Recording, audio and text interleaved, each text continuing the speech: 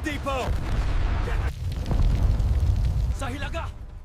Isang stealth transport convoy ang lumapak sa runway na punong pulang alikabok dinurok nga gulong ang tuyong lupas sa ilalim nga ilaw na gabay. Walang anumang pambansang simbolo sa katawan ng eroplano, tanging isang malabong selyo na nakahalo sa kulay ng kamuflahe. Nang bumukas ang pinto ngang Cargo Bay, isa-isang ibinaba ang makagamitan gamit ang makable. Ang katawan ng bagong tactical fighter jet makagamitan. Para sa radar detection, mareserbang tangke ng gasolina at maraming container na naglalaman ng navigation equipment. Ang buong proseso ay naganap sa gitna ngang lubos na katahimikan, tanging maanino nga nakaunipormeng walang ranggo ang nag-organisa na parang perpektong makina.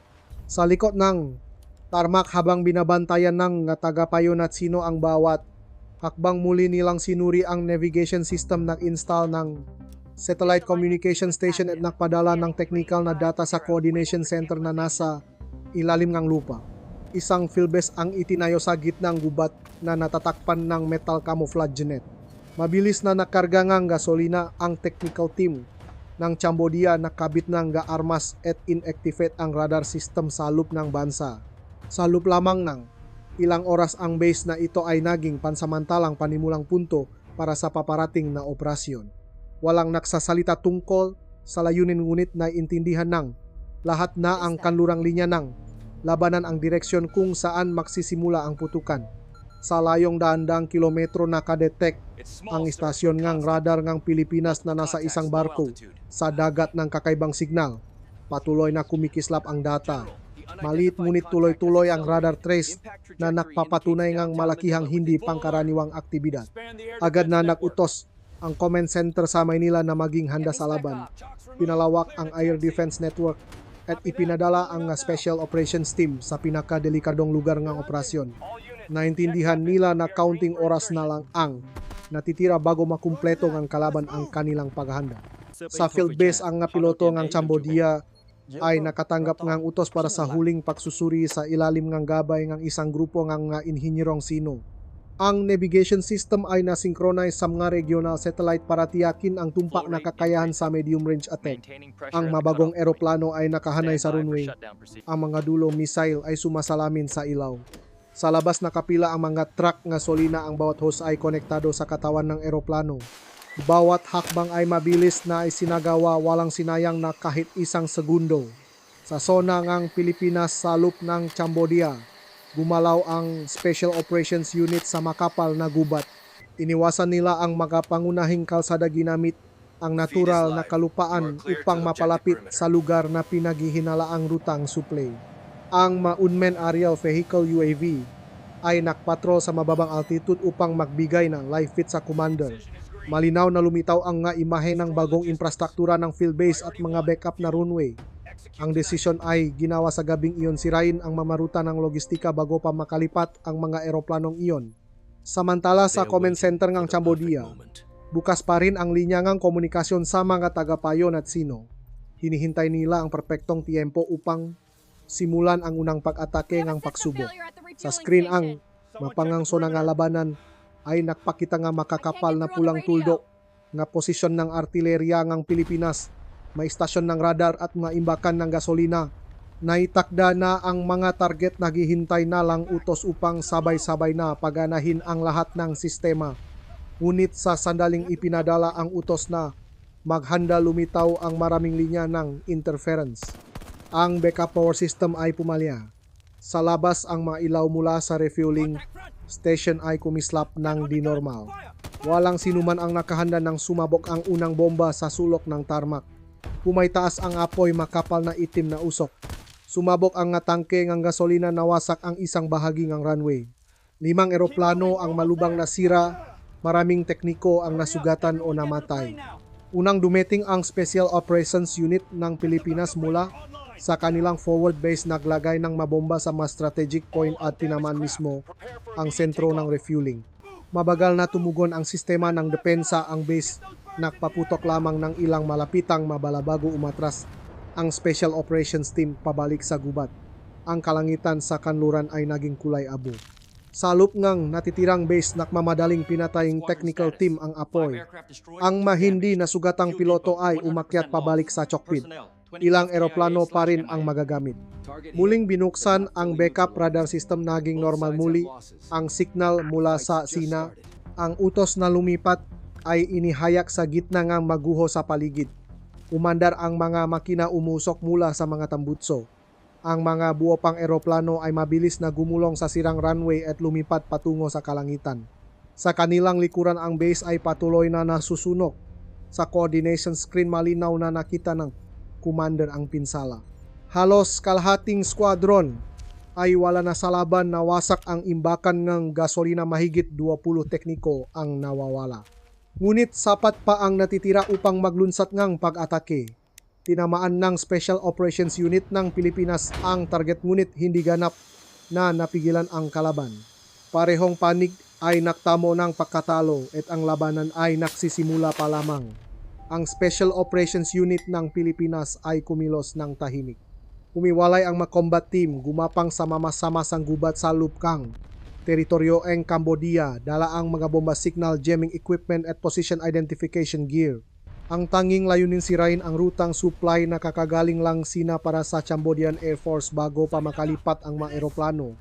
Sa itaas, ang mga UAV ay nagscan sa bawat pulgada ng gubat, nagpapadala ng real-time na mga imahe pabalik sa command center.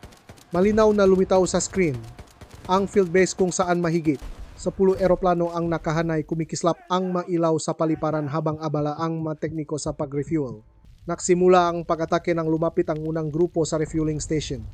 4 na anino ang gumapang sa ibabaw ng di naglagay ng mabomba sa pangunahing tubo at pagkatapos ay umatras sa ligtas na lugar. Ang pangalawang grupo ay pumasok sa bunker ng gas spare parts, naglagay ng directional mine sa lugar ng generator. Nang magsimula ang countdown, lahat ng komunikasyon sa radyo ay pinutol upang maiwasan ang pag-detect ng signal.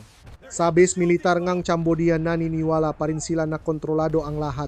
Binabantayan ng nga tagapayo na sino ang data ngang radar, walang kamalay-malay na ang kawe ay nakapasok na sa danger zone. Nagsimula ang sunod-sunod na pagsabog. Isang haligi ng apoy ang pumaitaas sa kalangitan, pinasabok ang takip ng imbakan ng gasolina. Ang buong pumping area ay nagliyak. Ang lakas ng pagsabog ay nakpaikot sa mga container ng spare parts, itinulak ang apoy patungo sa backup runway. Agad na umatras ang Special Operations Unit ng Pilipinas patungo sa Hilaga Palayo sa base, ngunit bago pa sila makalayo, tumugon ang surveillance system ng Cambodia. Nakilaw ang mga searchlight, sunod-sunod na nakpaputok ang malapitang artilerya, sumabog ang lupa at bato. 2 sundalong Pilipino ang malubang na sugatan, kinailangang hilahin ng kanilang mga kasamahan sa dilim. Nilamon ng apoy at usok ang buong base, ngunit karamihan sa mga eroplano ay hindi nasira. Nagsimula ng kontra-atake ang panik ng Cambodia mula sa mga bunker sa ilalim ng lupa. Sunod-sunod na nakpaputok ang mga anti-aircraft gun. Hinahabol ang mga bakas ng mga nanghihimasok. Isang grupo ng rapid response soldiers ang sumugot sa gubat na hanap sa lahat ng direksyon. Sa lupa, nag-install ang Special Operations Unit ng Pilipinas ng signal jamming device, nagbukas ng emergency communication channel sa artillery unit na nakaposisyon sa forward base. Ang mga-coordinate ay ipinadala sa loop lamang ng ilang segundo. Hindi naktagal, ang rocket artillery ng Pilipinas ay nagsimulang magpaputok walang tigil na nakbato ng mga bala sa lokasyon ng nasusunog na base. Maraming warhead ang bumaksak nang may katumpakan sa natitirang imbakan, sinira ang mabubong ng kanlungan at sinira ang mga pagtatangka na patay ng apoy.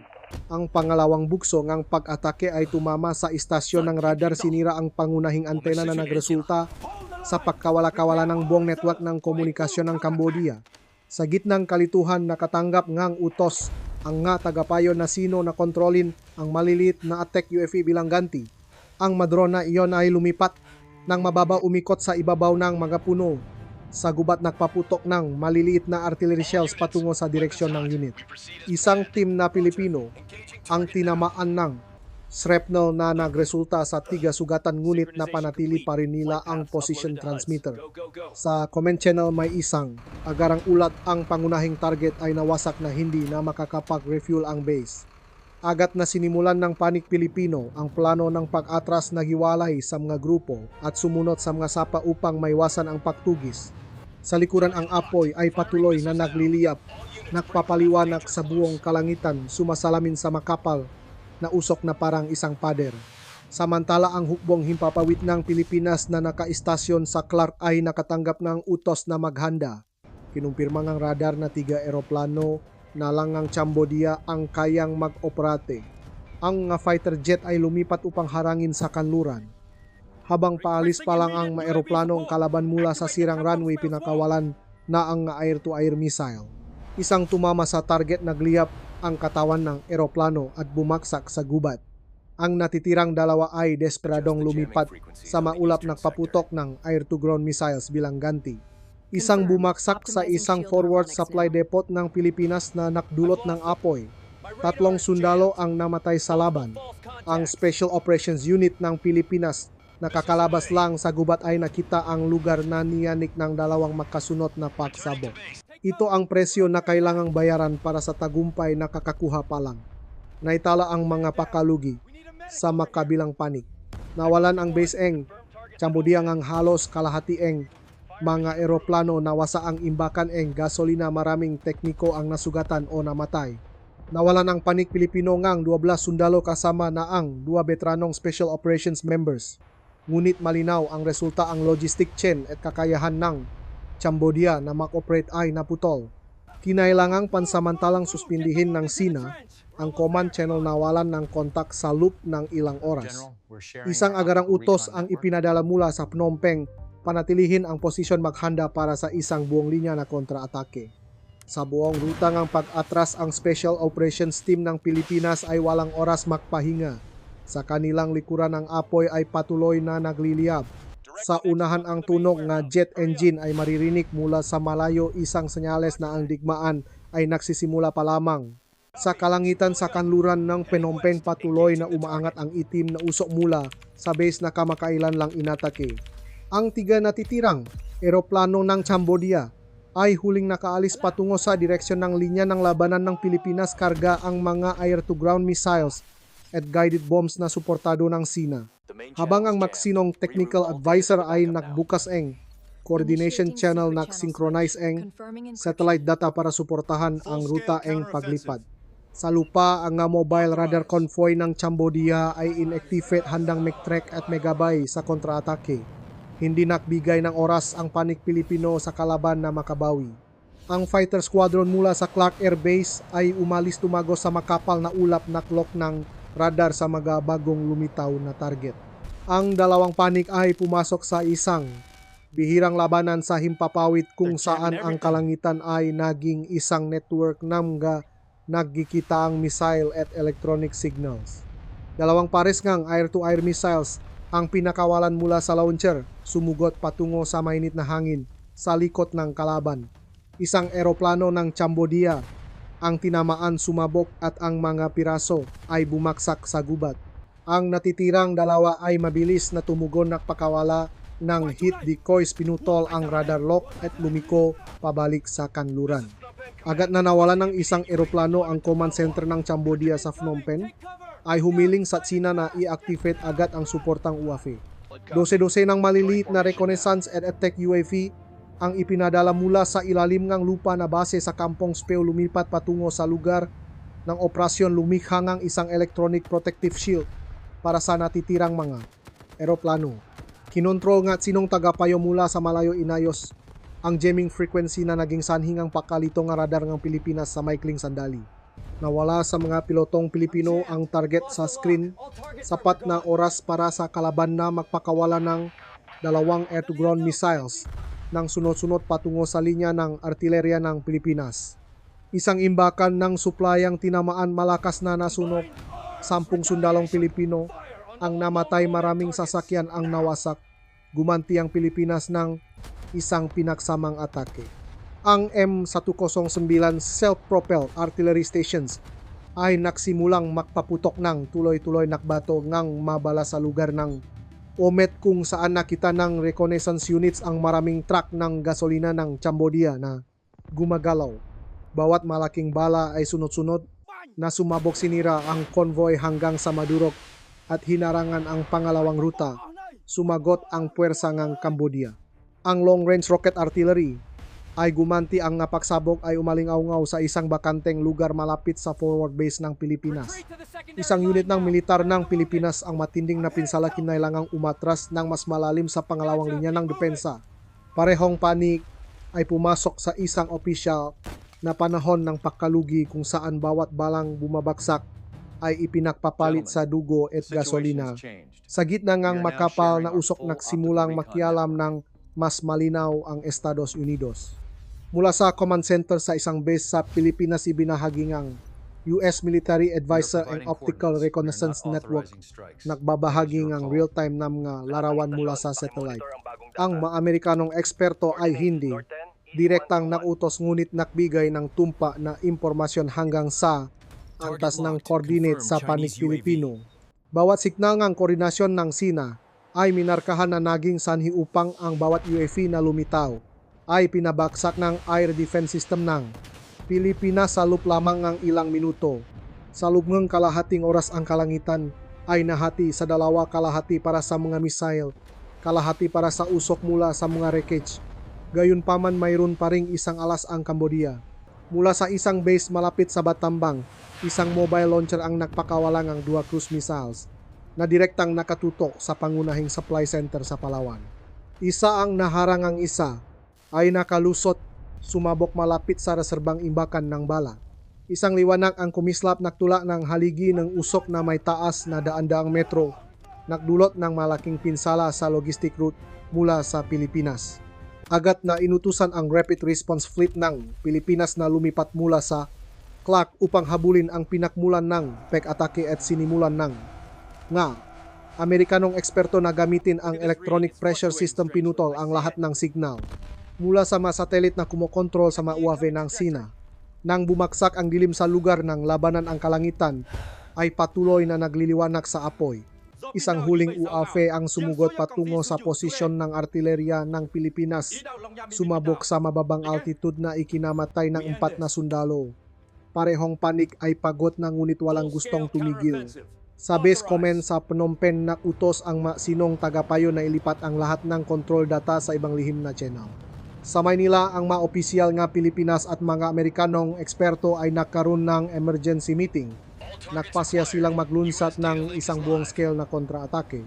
Ang Rapid Response Fleet ng Pilipinas ay kakaalis lang mula sa Clark Air Base ng Dumaloy. Ang nga naka-encrypt na signal mula sa mga Amerikanong tagapayo sa combat network.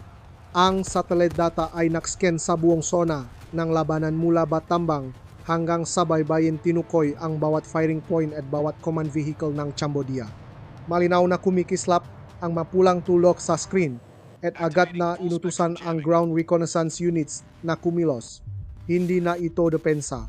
Es mayor que ang panig Pilipino ay lumipat sa isang opensibong atake na may buong suporta mula sa Estados Unidos. 3 fighter jet NG Pilipinas ang lumipat sa mababang altitude, alos dumapli sa magapuno sa gubat. Sa kalangitan sa kanluran, 2 Amerikanong electronic attack plane ang nagbukas ng signal jamming mode na nagpabulag sa lahat ng radar ng Cambodia. Sa loob ng base command sa Phnom Penh, nakita nga sinong tagapayo ang kakaibang signal. Lahat ng reconnaissance screens ay biglang naging malabo, ang data signal ay nawala-kawala. May pagtatangkang ibalik ang satellite signal ngunit huli na ang lahat. Nagpasimula ang panik Pilipino ngang isang koordinadong atake. Ang mga guided bombs ay binaksak ng may katumpakan sa field ammunition depot sa labas ng Pursat. Sunod-sunod na pagsabog ang naganap, nagtulak ng isang malaking haligi na apoy patungo sa kalangitan. Samantala, ang Special Operations Unit ng Pilipinas ay lihim na gumalaw sa gubat ng OSMAT, ginagabayan ng infrared data mula sa American Reconnaissance Units. Direkta nilang inatake ang logistic route ang Cambodia. Nakasalukuyang inaayos, sinira ang 4 na truck ng gasolina, 2 imbakan ng spare parts at pagkatapos ay pinasabog ang mareserbang tangke. Isang malakas na pagsabog ang umaling-awngaw. Kumalat ang apoy sa buong gilid ng bundok. Nakagulo ang formasyon ng Cambodia. Ang rocket artillery ay nakpaputok sa gubat ngunit tumama lamang sa mga bakanteng lugar. Bawat minutong lumilipas ang kanilang command network ay nawawalan ng koneksyon ng paunti-unti. Sinamantalang ang panik Pilipino ang pagkakataong ito Ang mabibigat na M19 artillery at long-range rocket artillery ay sabay-sabay na nakpaputok na nakatuon sa buong linya ngang depensa ngang Batambang at Pailin. Sa himpapawid ginamit ng mga Amerikanong eroplano ang laser upang gabayan ang bawat concrete penetrating bomb tinatamaan ang mga bunker kung saan nakaimbak ang mga cruise missile na in-install ng Sina. Maraming launcher ang nabura sa mapa. Nilamon ng apoy ang buong underground fortress.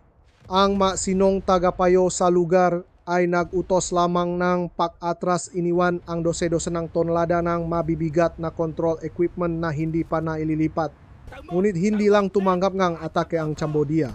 Sa Phnom Penh, isang emergency command center ang binuksan nakbukas ng backup communication channel sa Sina. Mula sa Base 2 long-range attack UAV ang kinontrol pabalik sa lugar ng labanan. Isa ang naharang ng air defense missile ng Pilipinas habang ang isa ay nakalusot sa radar network at napakawala ng air-to-ground missile sa supply center sa Palawan.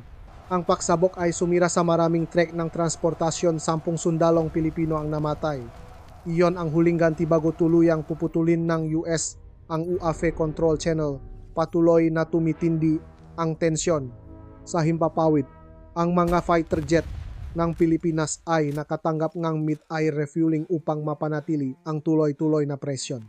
Nakpadala ang US ang karakdagang tactical reconnaissance planes mula sa Andaman Sea upang palawakin ang saklaw ng pakmamanman sa buong teritoryo ng Cambodia. Anumang radar signal na lumitaw ay agad na nalok at inatake sa loob ng ilang minuto. Ang unit ng artillerya ng Pilipinas ay nagpaputok ayon sa mga satellite coordinate pinatak ang imbakan ng gasolina at mga logistic base. Mabilis na tumaas ang bilangam nga nasawi sa panig ng Cambodia ngunit napanatili pa rin nila ang isang makitid na koridor sa kahabaan ng timok na rehiyon ng Baybayin, isang lugar na itinatak ng Sina bilang isang underground logistic route. Mula sa rutang iyon ipinadala ang mga armor vehicle at malapitang artillerya upang suportahan. Ibinuhos ng Cambodia ang lahat ng kanilang lakas upang mapanatili ang buffer zone sa paligid ng Batambang at naglunsat ng desperadong kontraatake. Ang malapitang artillerya ay nakpaputok mula sa gilid. Ang mga anti-tank missiles ay pinakawalan mula sa makakapal na damuhan tinamaan ang dalawang sasakyan ng Pilipinas. Isang platon ng Pilipinas ang naputulan ng komunikasyon na walan ng 5 tauhan. Ang kontratakeng ito ay nakpaatras ng bahagya sa linyang Pilipinas ngunit hindi naktagal ang artillery unit na nakikipag-ugnayan.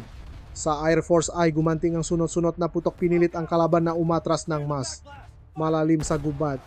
Nang humupa ang usok ang buong lugar ng labanan ay naging isang dagat ng apoy. Bawat pulgada ng lupa ay may bakas ng bomba, bawat burol ay mayroon paring umuusok na apoy. Naitala ng US ang halos kumpletong air superiority habang ang Cambodia ay naiwan na lamang sa kakayahang magdepensa na may hindi direktang tulong mula sa Sina. Ang masignangang komunikasyon ay dumaloy nag-ugnay sa dalawang panig ng Timok Silangang Asya. Ang Maynila at Washington ay nag-ugnayan bilang isa habang ang Phnom Penh at Beijing ay ginagawa ang lahat upang labanan. Hindi pa namamatay ang apoy mula sa Batambang niyanik na ang lupa. Ang ma-armored convoy ng Cambodia na may magabagong pinturang simbolo ay gumapang palabas mula sa gubat sa timog. Sa likuran ang matsinong tagapayo ay nag-ayos ng mag-coordinate para sa long-range rocket artillery upang suportahan ang kontra-atake. Mahigit 30 field guns ang sabay-sabay na nakpaputok. Ang pagsabok ay naksapawan lumika ng isang makapal na pader na putok na bumalot sa linyang Pilipinas. Ang unang pag-atake ay nagpaatras sa isang rehimento ng Pilipinas mula sa kanilang posisyon sa frontline. Iniwan ang isang maputik na trench na puno ng usok. Agad na tumugon ang panig Pilipino.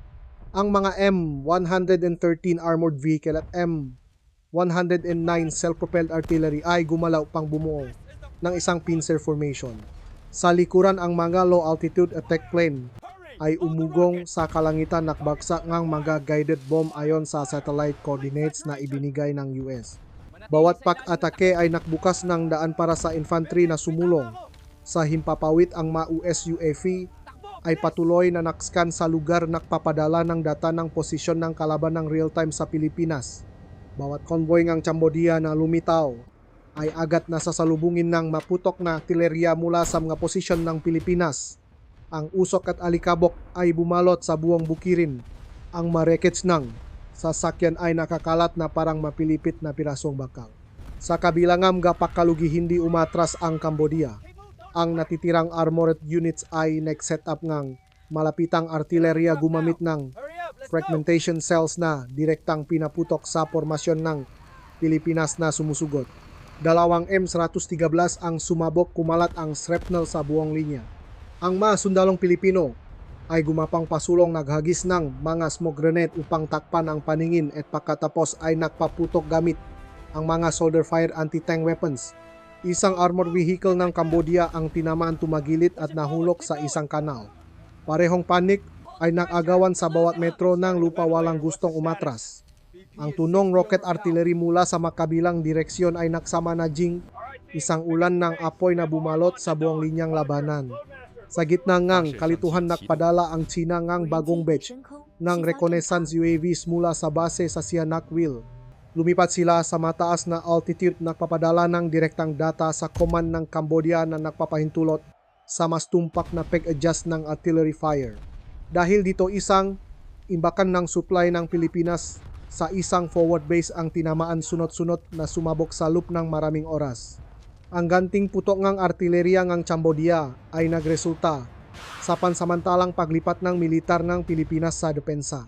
Gayunpaman ilang minuto lamang ang lumipas, ang mga attack plane ng Pilipinas at mga UAV ng US ay bumalik sa kalangitan, naglunsat ng isang matinding kontra-atake. Sunod-sunod na pinakawalan ang nga air-to-air missiles, winasak ang nga mobile radar station ng Cambodia at pinatawag ang dual long-range artillery guns. Ang apoy at usok ay umikot na parang matataas na haligi, nilalamon ang buong gubat sa likod ng linya. Sa lupa, ang Special Operations Unit ng Pilipinas ay lihim na pumasok sa nasusuno na lugar, lumusot ng malalim sa likod ng logistic line ng Cambodia. Dala nila ang mga mine-clearing device at magnetic bombs. Inilagay ang mga ito sa magumagalaw na convoy. Isang nakakatakot na pagsabog ang sumira sa isang maliit na tulay sa ibabaw ngang Serey sa Ophoan River, tuluyang pinutol ang ruta ngang supply ng gasolina. Mahigit 20 truck ng bala ang na-stranded sa gitna ng gubat, hindi makagalaw. Agad na tumugon ang artillerya ng Cambodia, nakbato ng mabibigat na putok upang buksan ang daan para sa pag-atras. Ngunit saklaw ng firing network ng Pilipinas ang buong lugar. Umatras ang Special Operations Unit, dala ang datangang coordinate, iniwan ang isang gubat na nagliliwanag dahil sa apoy. Samantala sinubukan ng puwersa ang Cambodia sa Batambang Front na bawin ang kalamangan. Isang tank unit ang ipinadala upang maklunsat ng pinakamalaking pag-atake mula nang magsimula ang operasyon. Sa likuran, ang artilleryang China mula sa teritoryo ng Cambodia ay nagbigay ng indirect fire support gumamit ng long-range cluster munitions na ikinalat sa buong teritoryo ng Pilipinas sa lugar. Ang lugar na iyon ay naging isang mazenang mga crater. Isang mechanized convoy ng Pilipinas ang natrap sa gitna ng bukas na bukit, maraming sundalo ang nasugatan o namatay. Ngunit sa suporta mula sa US reconnaissance planes, ang mga coordinate para sa ganting putok ay patuloy na ina-update. Gumanti ang artillerya ng Pilipinas gamit ang armor-piercing rounds, direktang pinaputok sa formasyon ng tangke ng kalaban. 3 tangkeng Cambodia ang nawasak sa loob ng 1 minuto. Ang natitira ay lumingon at umatras ng may gulo. Sa gitna ng labanan, kumalat ang apoy sa mga residential area malapit sa Poipet. Nasunok ang mabahay, ang masibilyan ay tumakbo para sa kanilang buhay. Parehong panik ay pansamantalang tumigil sa pagputok sa loop ng ilang oras upang mag-evacuate, ngunit ang mga putok ng artillerya ay patuloy pa ring sumasabok ng paulit-ulit. Nang dumating ang dilimuling, nagsimula ang putukan. Sa kalangitan, ang makislap mula sa anti-aircraft gun ay salitan sa liwanag ng mamisail. Ang linya ang labanan ay naging isang linya ang apoy na umaabot ang 10 kilometro. Parehong panik ay pagod na, ngunit walang umatras. Nawalan ang Cambodia nga halos kalahati ng kanilang armored forces, ngunit napanatili pa rin ang isang pansamantalang ruta ngang transportasyon sa kahabaan ng timok na baybayin. Ang panig Pilipino ay nagtamo NG malaking pinsala sa kanilang logistic line sa loob ng Cambodian, ngunit patuloy na nakakatanggap NG suporta sa bala at reconnaissance data mula sa Estados Unidos. Lumawak ang labanan sa buong rehiyon. Matapos ang halos isang araw ngang walang tigil na labanan, ang kalangitan sa buong zona ng labanan ay naging isang lugar na nagliliyap sa apoy. Ang mga eroplanong Pilipinas ay nakatanggap ng mid-air refueling mula sa US patuloy na umiikot upang mapanatili ang air superiority. Samantala ang US tactical radar na nakaistasyon sa dagat kanlurang Pilipinas ay ganap na na-activate na scan ng malalim sa teritoryo ng Cambodia. Nagbibigay ng tumpak ng mga coordinate ng target hanggang sa bawat metro. Bawat cruise missile ay pinakawalan mula sa mababang altitude tumagos sa mga ulap at sumabog sinisira ang mga radar control station ng Cambodia nang may katumpakan. Ang tactical communication system na in-install ng Sina ay nagsimulang bumaksak ng paunti-unti. Mabilis na tumugon ang Sina. Mula sa base sa Sihanouk Field, binuksan nila ang isang backup data channel upang mabawi ng Cambodia ang control sa mga natitirang tactical UAV. 12 ng attack UAV na may maliliit na warhead ang sumugot patungo sa mga posisyon ng unit ng artilleria ng Pilipinas sa kanilang forward base.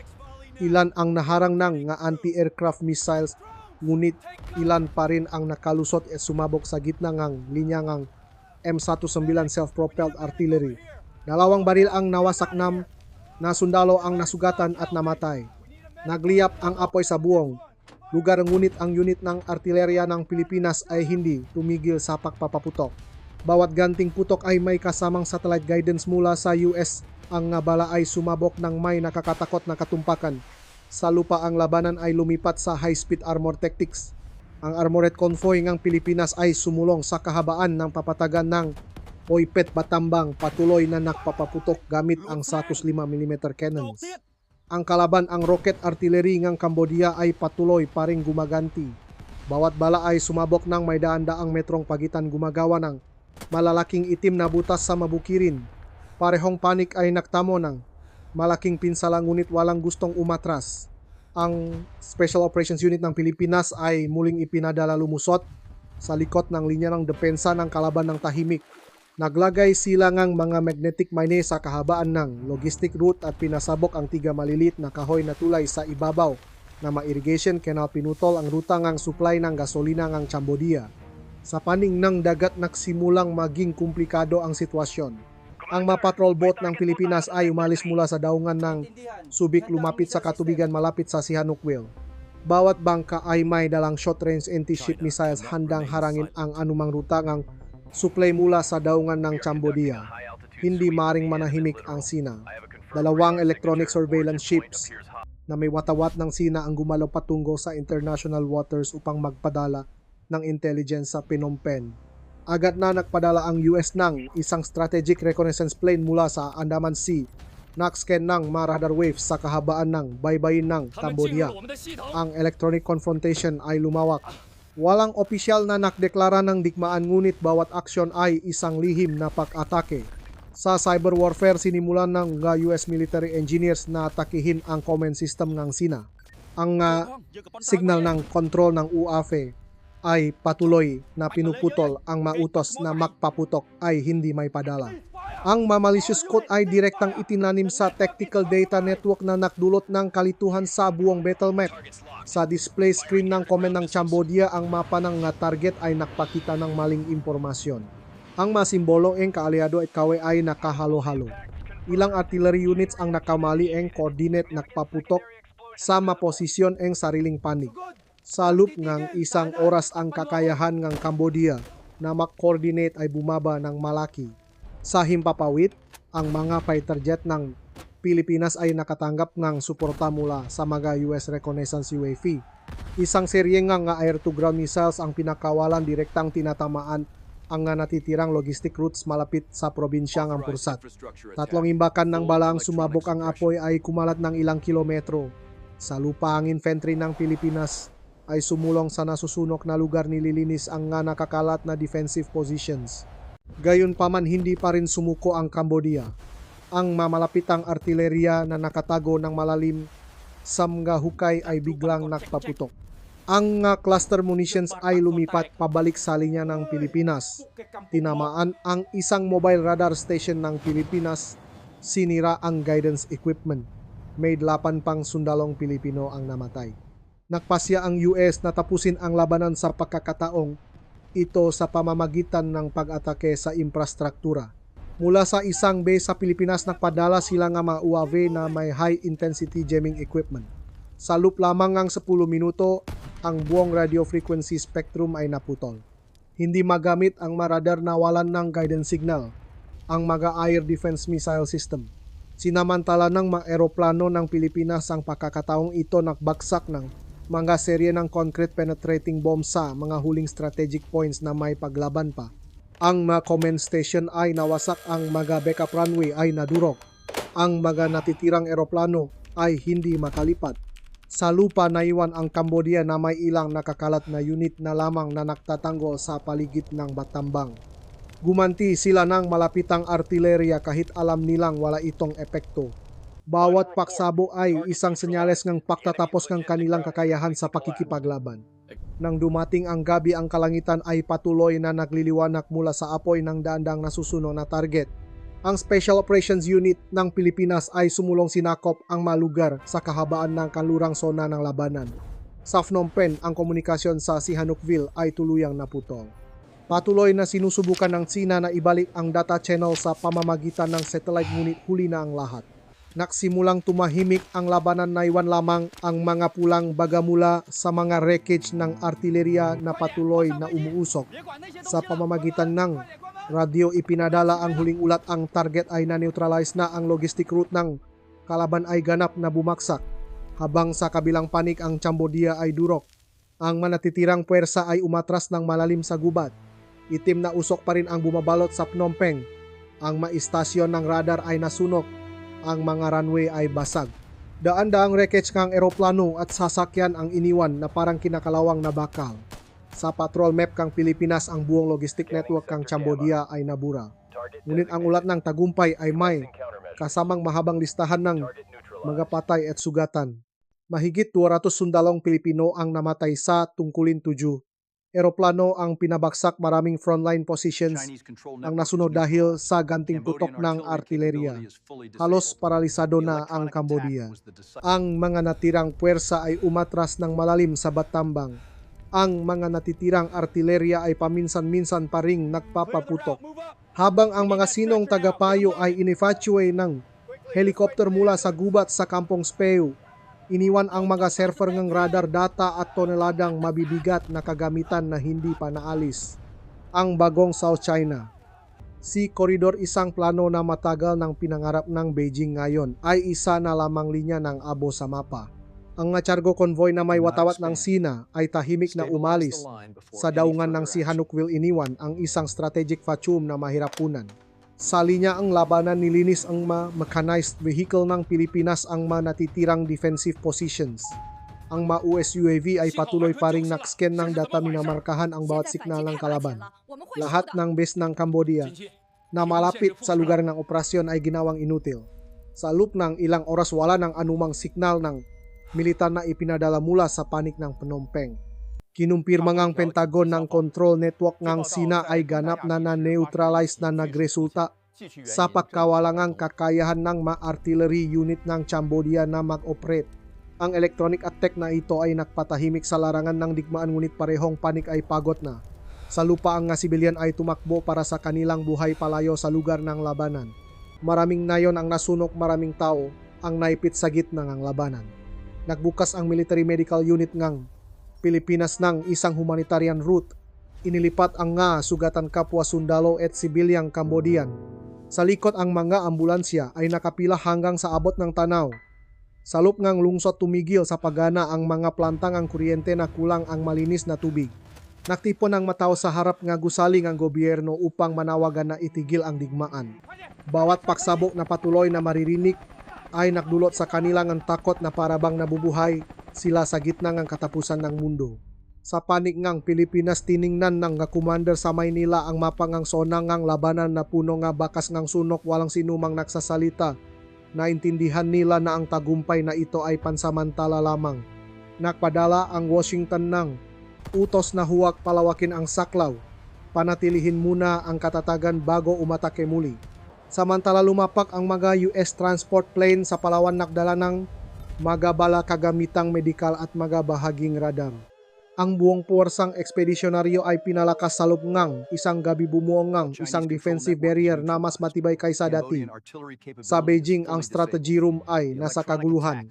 Ang satellite system na ginagamit sa pakmamanman sa lugar ay nawala ng signal na putol ang data ng labanan. Nagtatalo ng matindi ang mga general ngunit walang nangahas na magmungkahi ng kontra-atake.